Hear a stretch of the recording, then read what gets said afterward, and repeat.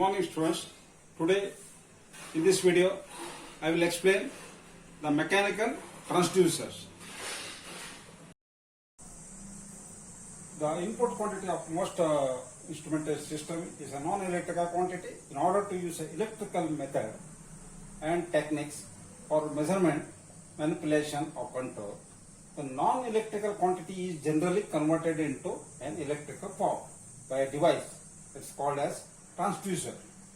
So it can be defined as the device which, when actuated, transforms energy from one form to another. Broadly speaking, a transducer is a device that transforms one type of energy into another. For example, a battery is therefore a transducer. So in this, the chemical energy is converted into electrical energy. Ordinary glass tube thermometer is also a transducer which converts heat energy converted into a mechanical displacement of a liquid column. Then transfer efficiency. The first contact that a measuring system has with the quantity to be measured is through the detector sensing the signal input, which is followed by the transducer. Transducing the sensed information into more convenient form. The medium handled during this process is known as information. To study the efficiency of the first stage elements, Simpson uses the term transfer efficiency, which is expressed as transfer efficiency is given by I out divided by I in, where I out information delivered by the pickup, I in information received by the pickup. Since the pickup cannot generate any information, the transfer efficiency can never be more than unity. Next is the primary and secondary transducer. So this is the Bourdon tube pressure gauge. Here the Bourdon tube is termed as the primary transducer, and the pinion and gear element is termed as the secondary stage. So here the pressure passes through this opening and the Bourdon tube detects the pressure and bends upward. So this is termed as the primary transducer. Then this displacement is amplified with the help of this pinion and sector gear arrangement. So this is termed as the secondary transducer. Suppose if the Bourdon tube is attached to a this one LVDT, then the Bourdon tube senses the pressure and bends upward. So it's called the primary transducer, and this displacement is converted into electrical signal by the LVDT. So proportionately the voltage changes, then the LVDT is known as the secondary transducer.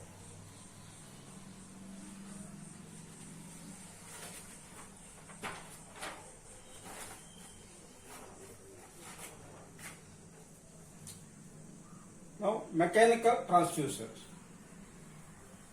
Mechanical quantity include force, pressure, displacement, flow rate, temperature, etc. These mechanical elements commonly used to convert the applied force into displacement. These are the elastic members. There are many types of elastic members and are classified into following three categories. One is direct tension or compression. Second is bending. Third is the torsion. So mechanical springs. Many mechanical measurement system uses springs of one or other form. The commonly used springs are cantilever springs, helical springs, spiral springs, torsion bars, and proving rings. So this is the sketch of the spiral ring. So spiral rings, as shown in the figure, are used to produce controlling torque in analog type electrical instrument. So by increasing the number of turns, the deformation per unit length can be reduced. Thus the controlling torque can be made proportional to the angle of deflection. The springs should be stretched well below their elastic limit so that there should not be any permanent set of the spring material. These are torsion bars. So torsion bars are primary sensing elements for torque used in torque meters. The twist or deflection of the bar is shown in the figure is proportional to the applied torque, and deformation is used as a measure of torque.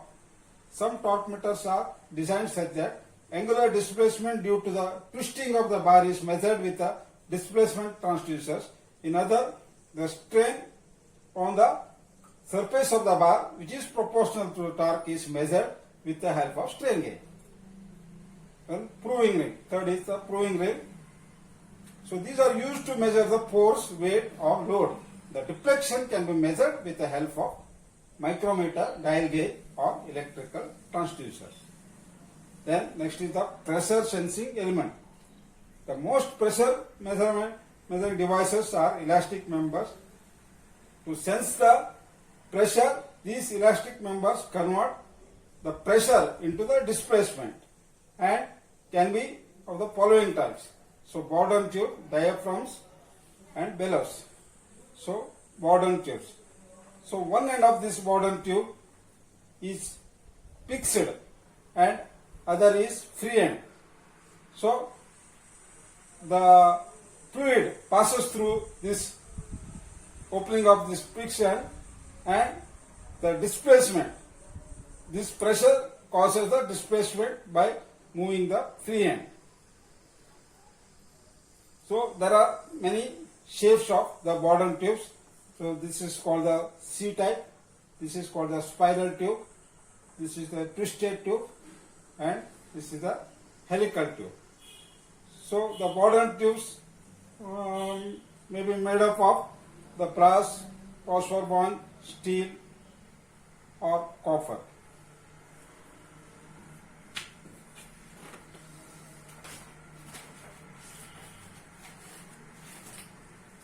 Next is the diaphragms. So elastic diaphragms used as a primary pressure transducers in many dynamic pressure measuring devices. These diaphragms may be either flat type as shown in the figure A or corrugated diaphragm as shown in the figure B, or with a metallic capsule. Metallic capsule means both the corrugated diaphragms are joined face to face to form a metallic capsule. So these are used for measurement of high pressure. So these flat diaphragms are used for measurement of low pressures. Then bellows. So this is the figure of bellow. Here metallic bellows are thin wall tubes formed by the hydraulic pressures into a corrugated shape as shown in the figure. Bellows can be produced in large diameter of up to 300 mm. Bellows are made up of 80 to 20 brass, 80% of copper and 20% of zinc, phosphor bronze, stainless steel and beryllium copper. A different pressure causes the displacement of the bellows, which may be converted into electrical signals. Thank you.